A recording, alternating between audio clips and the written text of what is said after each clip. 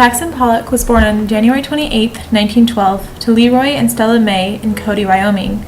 He was married to Lee Krasner, who was also a painter, and died on August 11, 1956, at the age of 44 from driving drunk and crashing into a tree. Some of you may recognize these paintings. They are a couple of Pollock's more well known from his strip period. They are Autumn Rhythm No. 30 and Blue Poles, respectively. If you haven't seen Pollock's work before, or perhaps even if you have, I'm sure you are thinking to yourself something like, how did he become famous for this? It looks so easy. Well, I was there once too, thinking the same thoughts, so now I'm here to tell you why Pollock was important. But first, let's watch a short clip of Pollock discussing his painting style.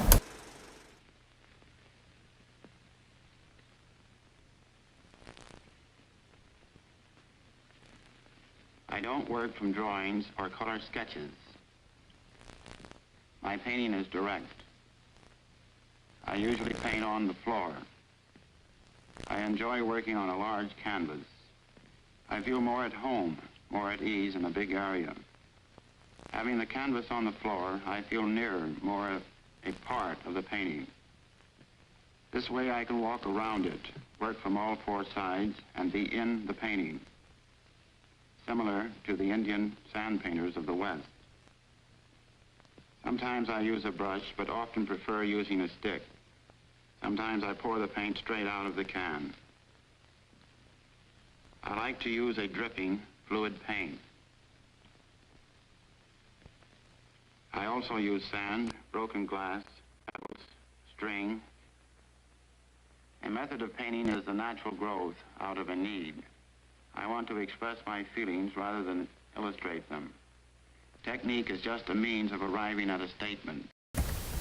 During World War II, modernist artists such as Max Ernst, Marcel Duchamp, and Piet Mondrian, shown in their listed order, fled Europe to find safety in America. Due to the war, Paris, which had been the capital of the art world, was replaced by New York as the new art center. This resulted in a new generation of artists within the United States. They were called the Abstract Expressionists. Jackson Pollock was one of the central iconic figures during the Abstract Expressionist movement.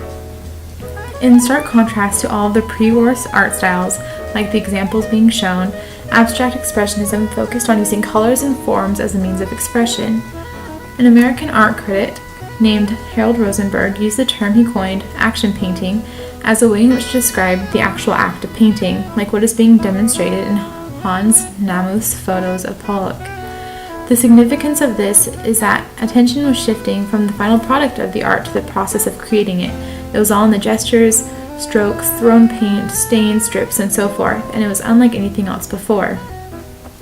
As explained by himself in the video, Pollock laid his canvases on the floor as a way to be more intimate with the process. He also incorporated arbitrary objects into his work such as keys, cigarettes, buttons, matches, nails, etc.